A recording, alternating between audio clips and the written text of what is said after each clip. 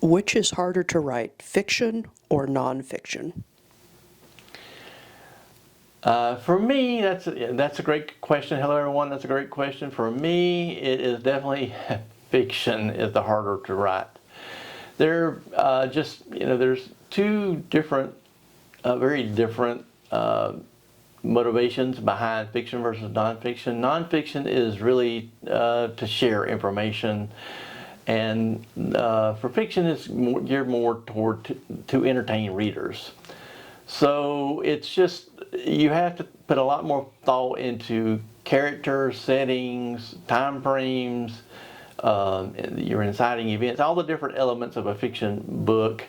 And for me, I'm pretty good at creating these stories, but being able to make that come, to understand the mechanics of it and make it work was a challenge. And quite frankly, the first time I went through editorial review for my first fiction book, Hydra, it got ripped apart so badly I almost stopped at that point in writing my effort to write fiction. It was just not how I was used to thinking and working. I mean, being able to take a lot of different books, papers, and synthesize a lot of information and distill that down to some very basic consumable concepts and put that into a book, that's easy. I've been doing that for my entire career. So the nonfiction writing is definitely way easier for me.